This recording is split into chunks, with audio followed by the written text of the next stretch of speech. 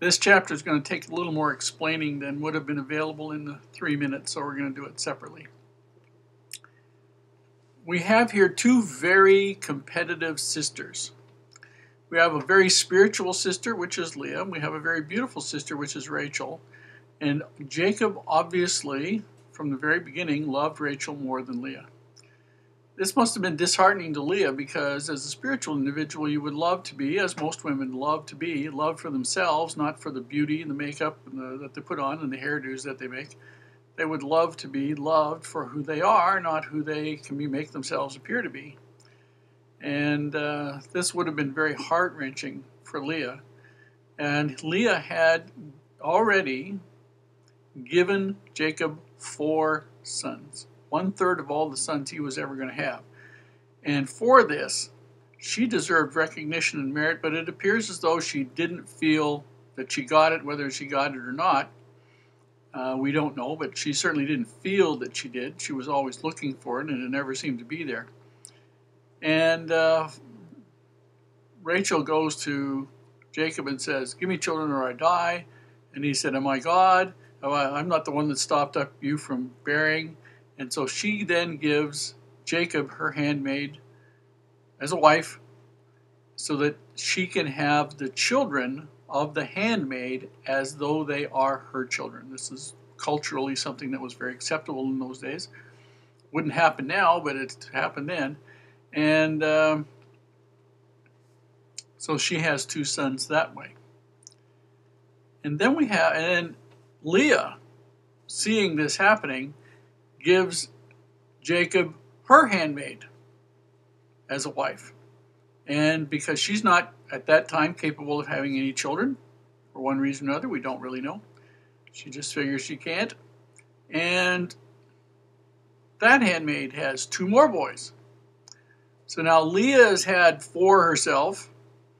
Rachel's handmaid has had 2. That's 6. Leah's handmaid has had 2. That's 8. He's got 8 boys. Interesting. And that should be enough for a lot of people. But we have an incident that shows that Jacob really wasn't everything he might have been as an individual husband here. And the story is that Reuben, Leah's oldest boy, goes into the field at the time of wheat harvest and he finds some plants which are called mandrakes. Now, nowhere, anywhere in 40 years of research have I been able to find out what mandrakes really means. The Jewish word for it means love fruit, and the indication is that if a woman was to eat this, she's much more likely to become pregnant than if she doesn't eat it, assuming, of course, there's a man in the story there somewhere. And so he takes them home to Leah because Leah had given off childbearing. She was not able to, and she wants to be.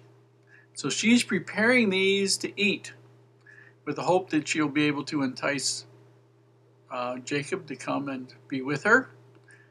And you need to understand how these situations work. Each wife would have her own tent. She and the children would live in the tent. The husband, the father, the patriarch of the family would have his own smaller day tent. It was a place where he could go to have privacy, a place where he could receive visitors, a place where he could do business, without kids running around, all kinds of food preparation, all the rest of that stuff. But at night, he would go and he would spend the night in the tent that belonged to his wife. And so Rachel hears about these mandrakes. Word gets around in the camp really fast. And she shows up and says to Leah, "Give me of your mandrakes." And Leah then tells us how bad the situation is between her and Rachel and Jacob. And she says to Rachel, "Thou hast already stolen my husband." The meaning of that is, my husband. He's my husband too, Rachel. We are sisters. He is my husband too. He's married to me. I have borne him 4 sons.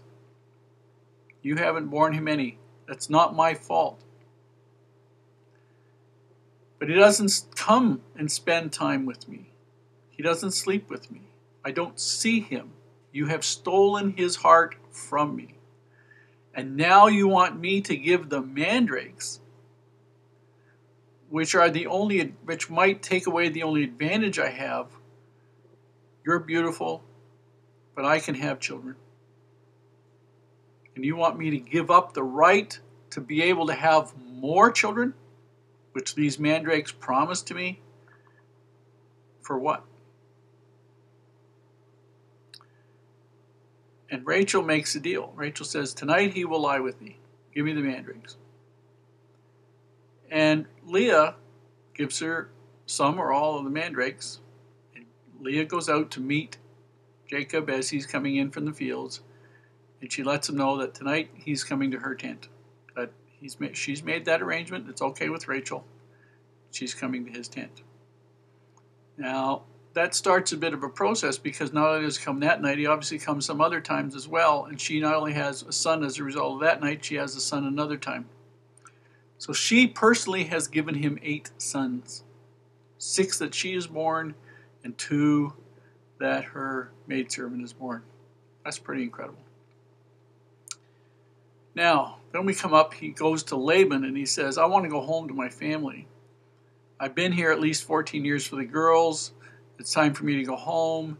And Laban says, don't go yet. I had nothing. They agreed. Laban had very little when Jacob got there, but because of the skill and care, Jacob's looked after the flocks. Now he has a great multitude, and he wants them to stay. What would he like to have wages? Now, Jacob knows this guy's a crook. Will take advantage of him every way he can. So Jacob comes up with a good offer that Laban, in his crookedness, in his theft, and take advantage of Jacob's mind, thinks is wonderful. All animals, the goats, sheep, cattle, that were marked with spots or streaks or were different colored than normal were considered defective. And so Jacob says, I'll take all of them, and we'll put them aside, and I'll look after them. And you can have all the ones that are good, perfect animals. And the ones that are born to the ones that have these streaks and spots and all the rest of it, that have streaks and spots, I'll keep those. They will be my wages from looking after your animals. And anything that comes out of those animals that is really nice and good and looks normal and isn't defective, you can have. And you can have the original animals back that I take too. And Laban can't believe his luck. This guy's dumb as rocks. He's going to take all the defective stuff, and then he's going to take all the defective ones from all the defective ones, and I get to keep everything. Laban is beside himself with joy. Sure, no problem.